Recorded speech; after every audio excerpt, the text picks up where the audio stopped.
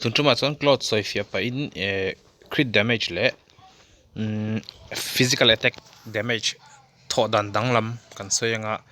ta chuanin I kan hero zir khan kan lo hre thiam ve to mai tura han ngai tai la chu crit hero ni chu ti ngai lo kan mo poimo bera chuanin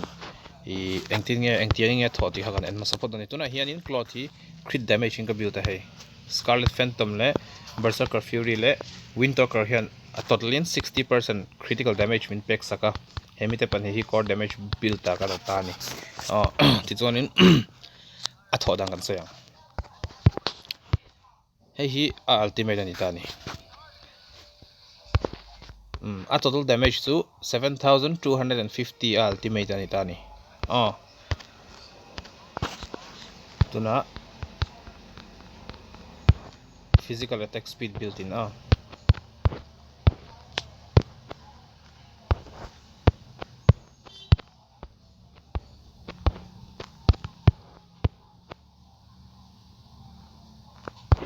nge ka pek khuti te pa khona thatok lu to ka ni ai nga phone se kamite khani te se tizona ultimate su 78,3501 ani ta ni ultimate ana zong kha han en ma ora build pali le build panga in thauda kha omzia bera chuanin crit damage I build chuan a basic attack sorry a ultimate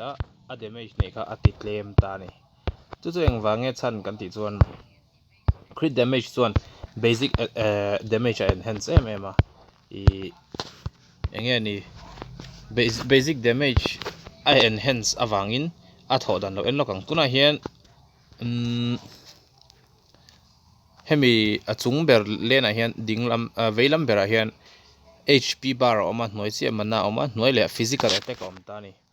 chumi physical attack chu han en lokang 532 ni ta ni tuna hian voi khat ka zo hianin 691 a chawa voi khat ka le hianin tikhan apung chho tial tirani a damage hi mo chu 691 khu in ka lo wang khon khu 532 abokat la le ta ni thathiam ka crit damage tu ni ta ni crit damage chu ikapa ana tuala ana tual pelama khang zinga khan ana big reo omang chu chon basic attack hi enhance ta ni chu wang chuan heti han kap deuh biam chi ho man tur ni ta ni critical damage chu and tirnan mai hanabi kan tiang te Leslie kan tiang te skills in a kap thailo mo heng ho hi an hero ho hi hanabi po ultimate in a voma first skill second skill in dikhan engeni second skill in amana region ta tivel khani ta ni ma se Claude chu kan thret angin second skill pon attack ania hian akap ne thea ultimate hian me topin akap ani basic engma me tel ngai lovin chuwang chonin basic tel lo po ultimate chau me pop po attack char thei ang chi reng badang kan ti chi te ang reng hi tin engeni carry te po an ultimate hi hang chut wang ula ultimate me chi hianin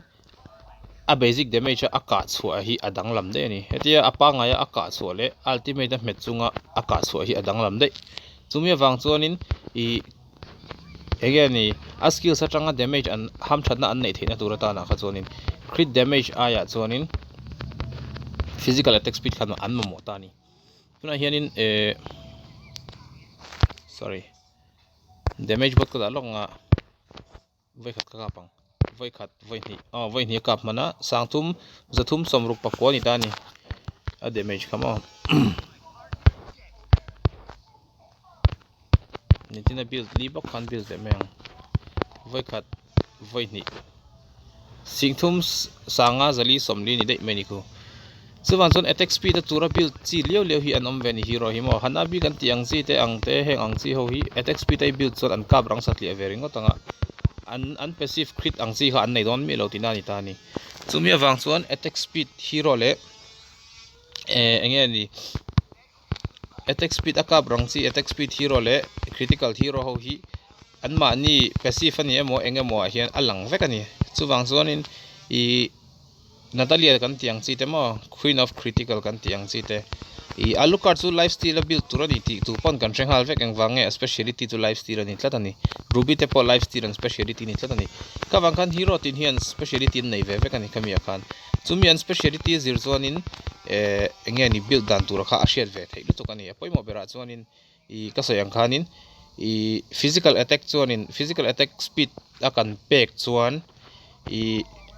hemi hi a enhance basic attack hi a enhance lam ni lovin a ultimate hian na taka khoi theile tur tan zo kan itani badang te ang po mo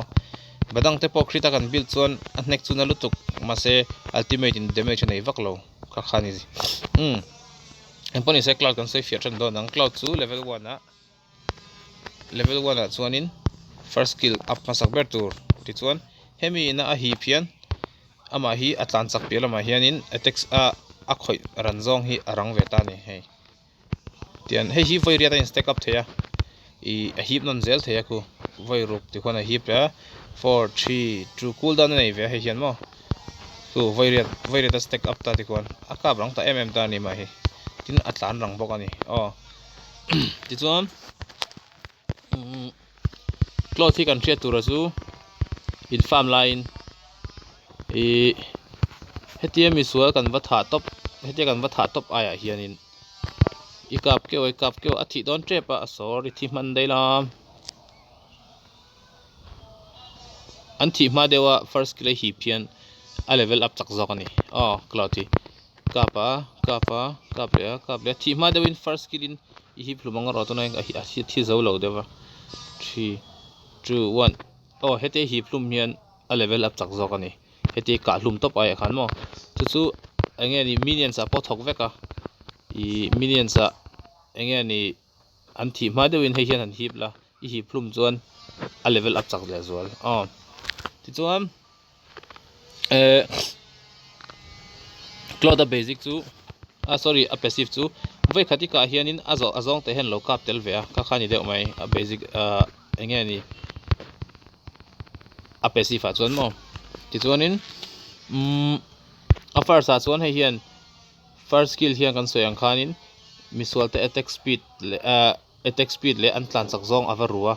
chumi awang chon aru ka mi awangin hetia hi papiang te kha chu an chemuang triam don tin khani berani chu kha first skill chu ni ta ni hei hi voi riata in stack up theya I a stack up tampo le aka brang ting maya kha chu chiang renga voi som post stack up ve thein hi ka lo shela ka mangai vak lo he hi roi voi som kha max ani kha ti chuan enge ni second skill hi kan muang hian in blink skills ania blink skills a chuan hei second skill hi no cd kan unlock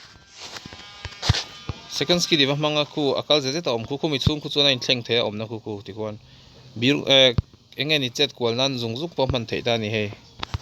eta mi ve te ka mi va geng thut nan te po tha ani hei hi I mang non le thei boka cooldown ku zo man chon hei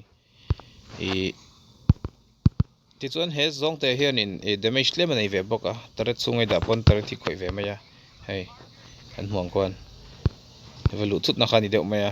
kha second skill suni ta ni chuna ultimate chu hei hi nia hei hian in damage nei a damage hi misualan tamdana zero ni ta ni pakhat anom hian na em hei panhinom pon na ni panhinom po hian ana tho ani ultimate hi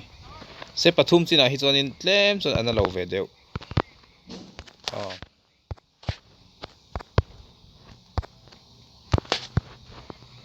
hei a in sem roll ve ni ultimate hi ma chuanin misual tamdan le tlem dana zir khan ta he skill sianin I grass a om hawa kap ve lova I hmureng ma se a kap lova ni damage but chu wang ultimate man lai hianin I grass ai om chuan aka fulo wang che hmulo chu chon hei te hetia alti lai hianin a counter dang kan soilok hetia alti lai hian nangma khai ka fu che ma se grass ai lu man chuan aka chekha a top deyang chu ni ti chuan ultimate burst ultimate an ta chu wang chon ultimate hian in damage an e wangin ama hi physical attack speed build chi ne kan soi ta ang khanin critical build chi ni lo ana lo lutuk ani critical ama build hian mo ti chuanin build ta chuanin bull train so yang movement a hen mana he ve wangin mana bul laila attack a hian demon hunter sword nei to hi chuan ageng hal char ngamani Claude hi mo ti chuan attack speed a he kan langa chuan abak chu ama hi HP te hniam awangin he kan pelenga HP ti sang tu turin mo ti chuan wind of nature in kan chun zamanga anula mi chu kan thu ni to he build ti chumo he po laila he mi tel lo po hen ana to tho ani ang pon se he full build ang lo ni ta se a damage kan enang a basic hian in ku damage chu nei na khopa alti po hian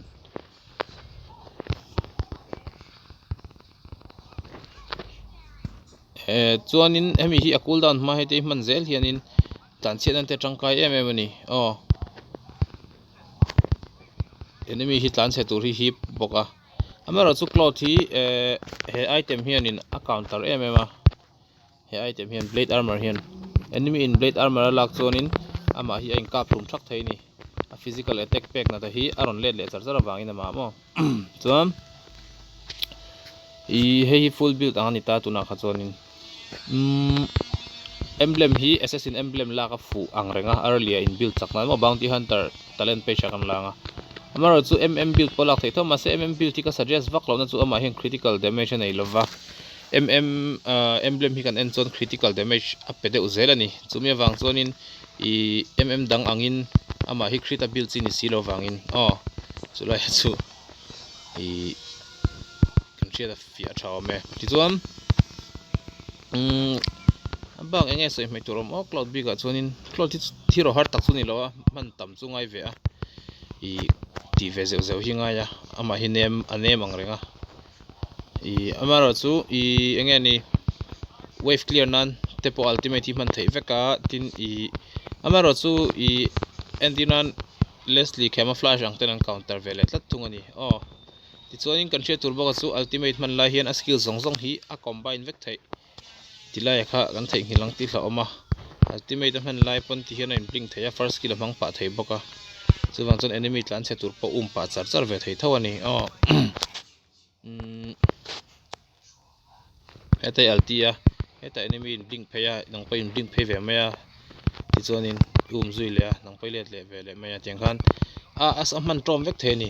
poimo bera chuanin hey chuanin ama hi ultimate man la hian cursor mang hian tin atlan ko tir thei bok chuan enge gala sei mai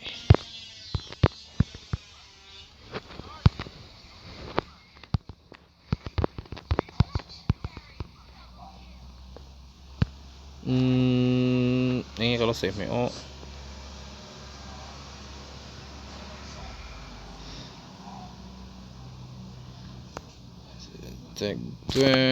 repeatedly fires an enemy nearby over 3 physical attack hang pon no se ka khani de me Claude chu physical attack speed build senior a crit damage build senior lova englo ain emblem ain assassin emblem ang izo kani ama shim hian